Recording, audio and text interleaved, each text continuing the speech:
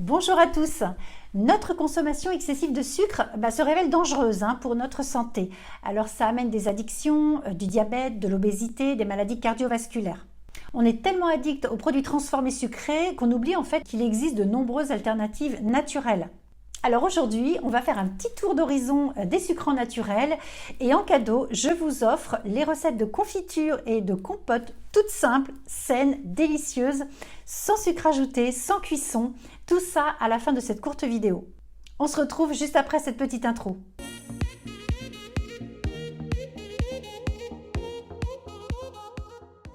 Pour ceux qui ne me connaissent pas, je suis Christine Orion, naturopathe et réflexologue. Je vous accompagne dans toutes vos questions et problématiques quotidiennes de santé, de nutrition, de bien-être physique ou émotionnel. Alors retrouvez-moi en cabinet sur Saint-Brieuc, également sur Rennes ou tout simplement partout en téléconsultation. Toutes les infos sont sous la vidéo. Alors je vous offre aujourd'hui mes meilleures recettes de crupotes et compotes naturelles et saines à la fin de cette vidéo et je vous réserve de nombreuses surprises dans les vidéos à venir.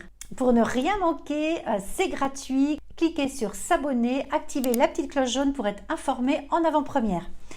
Alors en France, on consomme en moyenne 35 kg de sucre par an et par personne, contre 1 kg en 1850. Alors c'est pas si loin, c'était il y a 170 ans, mais en fait la différence est énorme. On dépasse largement la moyenne mondiale qui est de 20 kg par an et par habitant. On est d'accord, le sucre fournit de l'énergie parce qu'une fois digéré, il est transformé en glucose qui est le carburant de nos cellules. Mais le sucre raffiné, transformé, n'apporte aucun nutriment à notre organisme. Le sucre industriel, c'est aujourd'hui du saccharose. Ce sont des calories vides mais extrêmement addictives. Alors qu'est-ce qu'on peut faire ? Eh bien, je vous propose de découvrir ensemble les 10 sucrants qui vous apportent des nutriments en plus de la gourmandise et surtout de les choisir en connaissance de cause. En numéro 1, le miel. Alors, c'est la plus connue des alternatives naturelles au sucre. Il regorge de vitamines, d'oligo-éléments.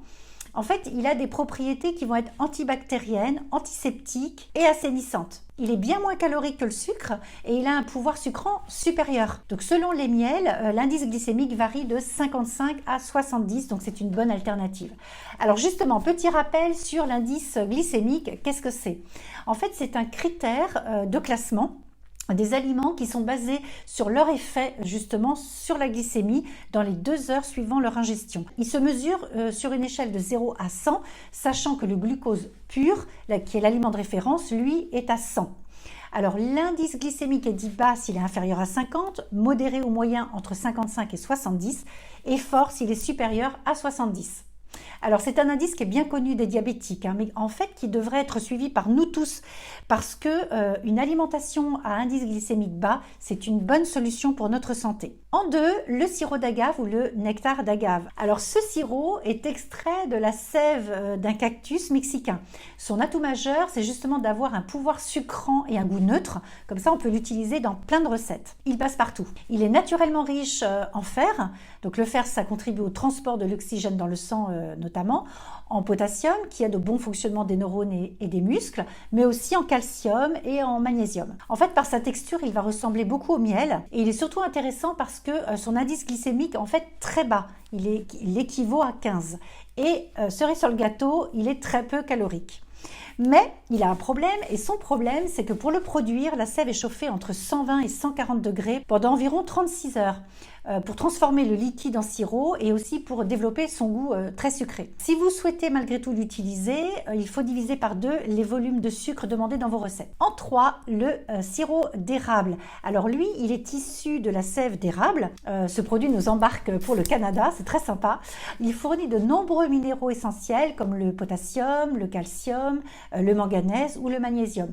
Son indice glycémique est bas, 54, et il regorge d'antioxydants. Alors c'est le même problème que le sirop d'agave, il subit une transformation à haute température. Donc c'est pas terrible. En 4, la stevia. Alors ces feuilles révèlent un produit extrêmement sucrant, 300 fois plus que le saccharose, et on trouve la stevia sous forme de poudre de liquide et elle est parfois mélangée à d'autres édulcorants ou même à du sucre. Alors son grand atout va résider dans son indice glycémique qui est nul, 0 et 0 calories.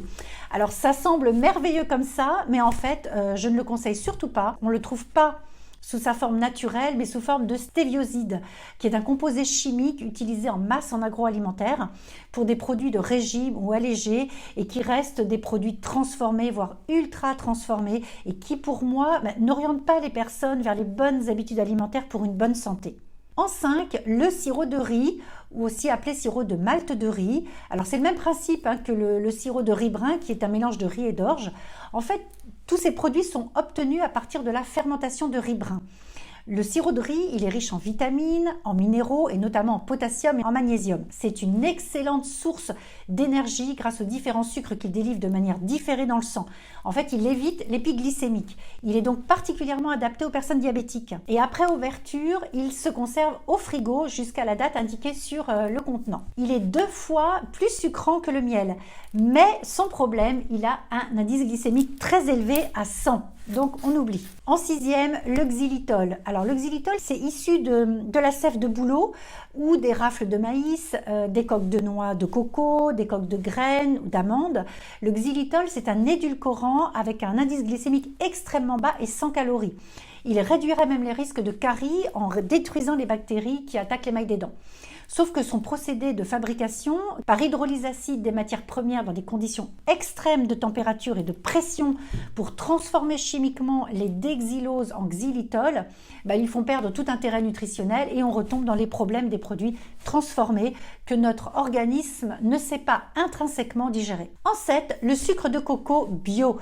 Indice glycémique très bas, inférieur à 25. En fait, il est également riche en oligoéléments et en minéraux. Il contient des vitamines C, des vitamines B, du potassium, du magnésium, du fer, du zinc. De quoi nourrir toutes nos cellules en profondeur.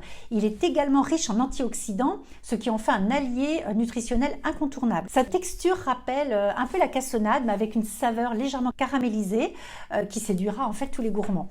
Alors, on utilise les mêmes proportions que le sucre raffiné, donc c'est tout simple pour vos recettes. Il a même été nommé sucre le plus durable par l'ONU, tout simplement parce qu'il a l'avantage d'être respectueux de l'environnement. Sa culture en fait nécessite très peu d'eau et très peu d'intervention humaine et le nectar est produit de manière naturelle. Alors si vous l'achetez bien sûr dans les bonnes filières bio. En 8, le sucre muscovado. Alors c'est un sucre de canne complet, non raffiné, en provenance des Philippines et de l'île Maurice.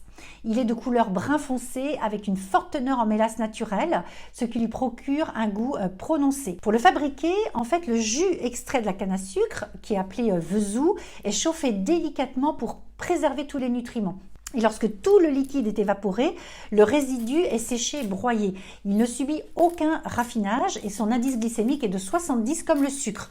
Mais en fait, nutritionnellement, il est nettement plus intéressant. En 9e position, le rapadura ou sucre de canne non raffiné. C'est un sucre qui est issu directement du séchage du jus de canne. Comme le muscovado, il est riche en sels minéraux, en vitamines, en acides aminés de la sucre de canne et parfaitement assimilable. Il a un petit goût caramélisé avec un soupçon de réglisse et un indice glycémique de 70. Et en dernier, les fruits séchés. Alors que ce soit les figues, les abricots, les pruneaux, les canneberges, les baies de goji, les dattes, etc.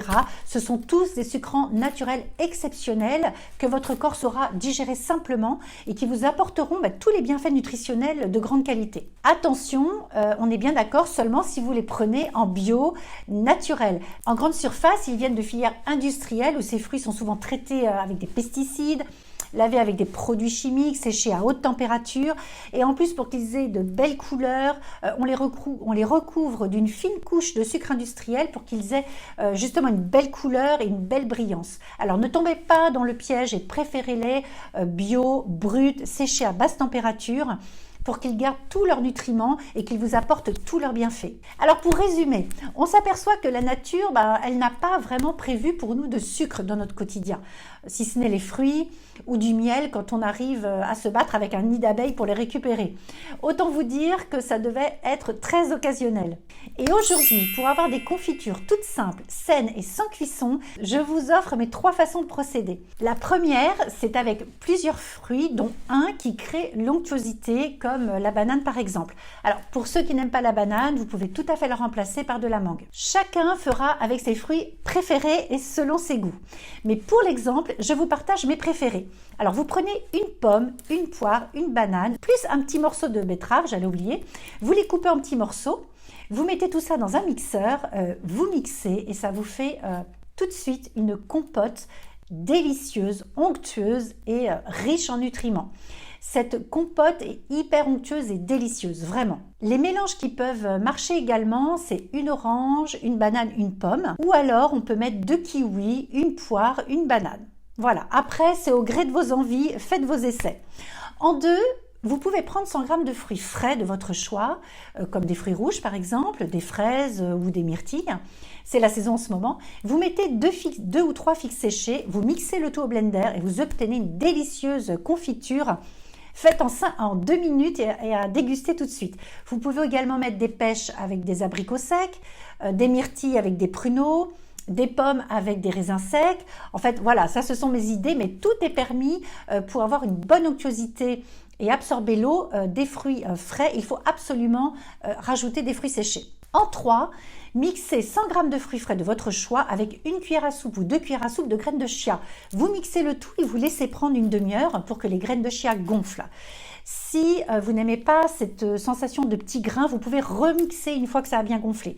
Pareil, ça vous donne une confiture rapide et délicieuse. En hiver, si vous n'avez pas de fruits frais, vous pouvez tout à fait remplacer les fruits frais par des fruits surgelés, ça marche super bien. En fait, toutes ces crupotes se conservent au frais 3 à 5 jours sans problème. De quoi vous régaler et régaler vos enfants.